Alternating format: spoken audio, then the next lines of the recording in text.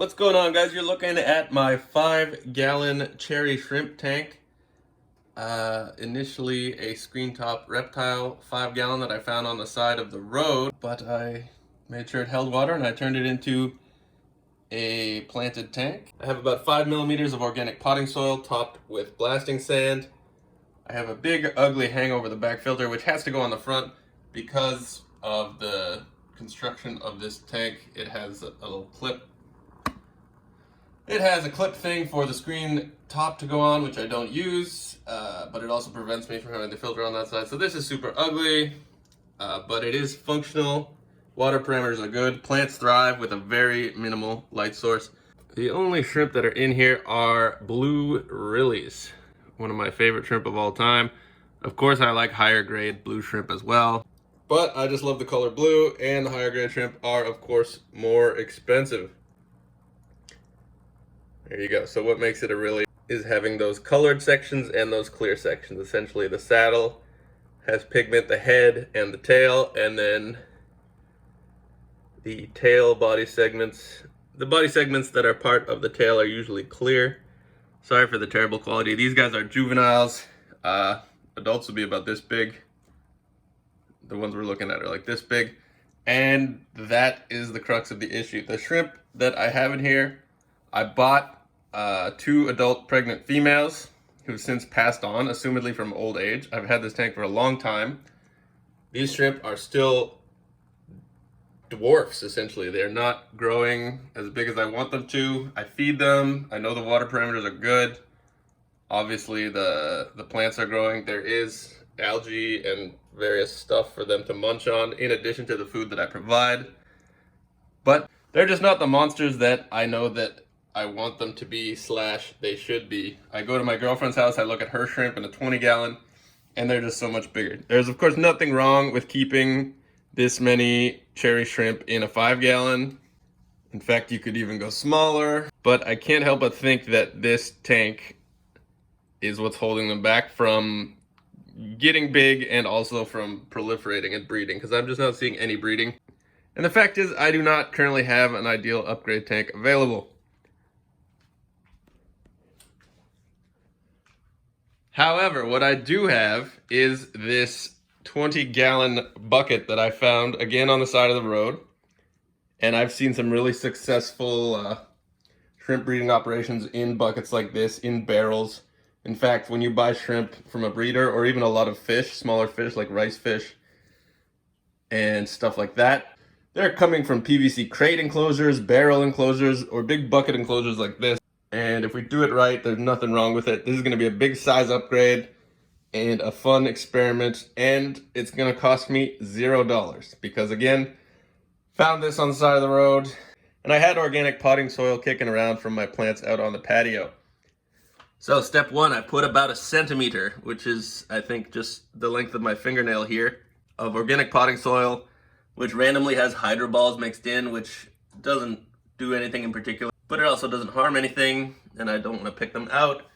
I'm soaking that water until it's a consistency of kind of a thin mud, and I'm going to let it sit for 24 to 48 hours, which is going to allow the mud to settle and firm up a bit, and also allow a lot of the gases that naturally come out of the fermentation, I guess, that's happening in the soil to off gas. So you're gonna see little bubbles. Sometimes you even see actual like blop blop blop blop bubbling action on this stuff.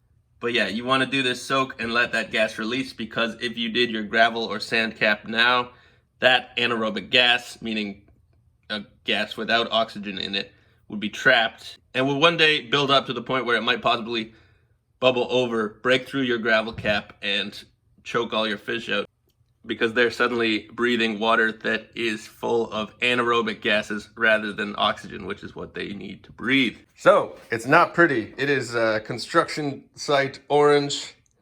It has a sticker on it, which I kept on because it shows the dimensions and the volume. It's nice and sturdy though, so that's a plus.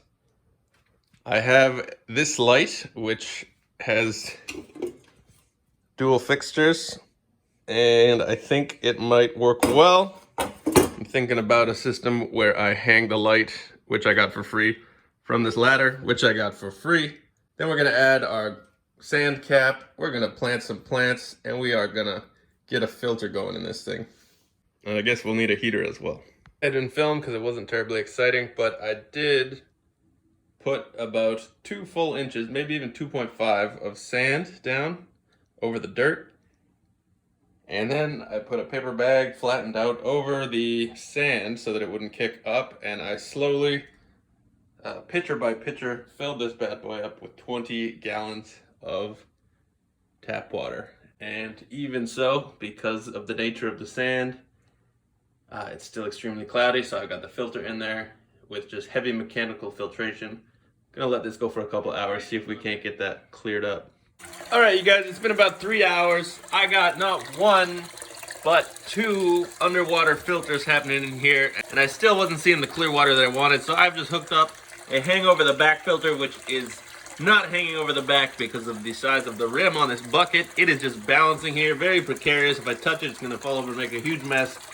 But I'm bringing out the big guns to get this water clear. We got 3 filters going here. It's making a bunch of noise, so I'm gonna have to turn it off before I go to bed at least. But let's run it for an hour or 2, and I will check back in with you and see if we can get this water clear.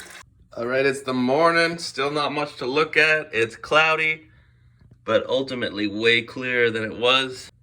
These 2 underwater boys are still going real quiet like. Anyway, we're getting somewhere. All right, you guys, check it out. We are about 1 week into cycling this indoor pond made of things that I had lying around / things that I found for free. It's looking very clear. I've been running these filters. I want to give it about 2 weeks before I add any animals. I also need to test the water. The temperature is great. It's looking clear, but who knows what's going on in terms of ammonia and nitrates. Look at the quote-unquote carpet of hygrophilia that I've planted here. It is looking awesome. 0 algae in here. I do have ram's horn snails that are in here, and I bet they're already reproducing. My favorite type of snail. Gonna be great feeders for my pufferfish when I get a bigger colony going. And this looks like an awesome area. And this looks like a great place for shrimp, but not a lot for them to eat since there's so little algae. That, of course, will come in time. Plus, I can always feed the shrimp, and, you know, it always looks better to have a tank with no algae. The filters are quiet when under the water, and then if I want a little water feature, I can pull this one up. It's on suction cups here. People do these kind of things where they have a water feature, and they'll, like, put, you know, fake rock or real rock or just driftwood or something to cover it up, and it, you know, turn it into kind of a waterfall. We'll see about that. Just because this thing is so god ugly, I don't know how much of a point there is to beautify it in that type of way. But we could certainly have some water lilies or other kind of plants that are semi-submerged and partly above water. That would be cool. I'm gonna tuck you back under here. Again, we've got great lighting, and the orange is highly reflective, obviously, but it also really adds some warmth to the cold white LED light, which I think is phenomenal. You know, I wish we had a side view here, but this does look extremely cool. I'm very pleased with this, and it is going to be a big upgrade for these shrimp. I've got some pothos clippings hanging off the side, who are going to thrive and sprout roots, and maybe I'll keep them there, maybe I'll plant them somewhere else, we will see.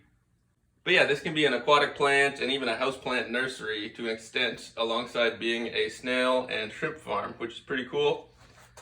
This is a sponge and a sponge filter sponge on top of each other. They're not hooked up to anything because I don't actually own an air pump currently, which might actually be a cool way to filter this tank. But these things are working great. In any case, just because they have all that porousness and all that surface area, they are helping to filter in a passive way. And they're also becoming mature filter media themselves that I could then put into other filters in order to have a tank that's ready to go much quicker. Here is my 20 gallon. The last time you guys saw it, the hygrophilia was this tall. I clipped it all down, and that was just about a week ago, as I said, and already look at all this new growth that's coming in. Here we have a little bit of a stumpy boy from where I clipped it, but other ones have already lost their stump and have sprouted a bunch of new leaves. Looking phenomenal. Can't complain. Word on the street about this tank is that of my 3 Colombian jewel tetras that I had over the last couple of years, only 1 is left. The others have jumped out and dried up on the floor, which is too bad. Also lost a neon tetra in the same way. So I have a lonely Colombian, or as we call them, Colombian jewel tetras, and 2 lonely cardinal or neon tetras. So if you're in Toronto and you have a school of either of those species, I will give you these fish for free if you come get them. Alternatively, if you have fish of those species that you want to get rid of, let me know, and I will come get them. The shrimp are over here chilling, doing fine in their ugly setup. Here's a big ram's horn for you, sucking protein off the surface. You can see there's quite a bit of scum. This isn't the end of the world, and it's not really something I had a problem with until I moved to Toronto, but yeah, you just seem to get a protein film on your fish tank no matter what you do, no matter how low your stock is. This, however, is arguably pretty highly stocked, and that is part of the reason we are upgrading. There's one lonely shrimp. Tough to focus on, but yeah, just a little juvenile guy. The other thing to consider is that because this is such a small body of water, I say that the parameters are fine, but that's only when I test them, right? And with a small body of water, little changes in the chemical makeup can really make things fluctuate. You could have ammonia spikes that you're not catching. Who knows what's going on in here when I don't have my eye on it, and I'll be the first to admit that I don't have a very close eye on this thing. So they're gonna love the upgrade. It's just not quite time yet. Stay tuned for that. All right, you guys, that's it for another episode of Hoi Noi TV. I am your boy Hoi Noi, aka Horrible Noise. I hope you enjoyed this video and you think that the indoor pond is coming along as nicely as I do. Stay tuned to see when we add those little shrimpy boys in there. It is going to be awesome. If you enjoyed this video, shoot me a thumbs up. Leave me a comment telling me what you liked or what was missing. And most of all, don't forget to subscribe to the channel so that you can get more wicked dope plastic street find garbage pond content from your boy. If you want to support me even more, I do have a Patreon page which is linked in the description, and you can support me at as little as $1 a month. The money will help me to create this wonderful content that you're enjoying right now, and also to be able to take in more rescue animals as the need arises. One last little nugget of joy for all of you who've made it to the end of the video here. This is one of the ball pythons that I produced earlier this year. He is a banana pinstripe, probable super pastel, possible enchi. If you can tell for sure and you're an expert, let me know what I've got here. In any case, it is a male and a very sweet snake, and he still doesn't have a name. He's the only one of my holdbacks that I haven't named, and I wanted to open the floor to you guys. What do you think would be a good name for this snake? Let me know in the comments, whether it's something to do with how he looks or just a really good or funny name that you think would work for a snake. Just please don't suggest Ka from the Jungle Book, because that is the name that gets suggested more than anything for any snake on the planet. It is super played out. Nobody cares. Keep your opinions to yourself if you want Jungle Book names. But I still love you. Oh my goodness, I almost forgot to make a shout out to my current patrons, Nasty J and ArmsX Mean Mug Posted. Thanks for your support. For real. Anyway, thank you for watching. Hoi Noi out.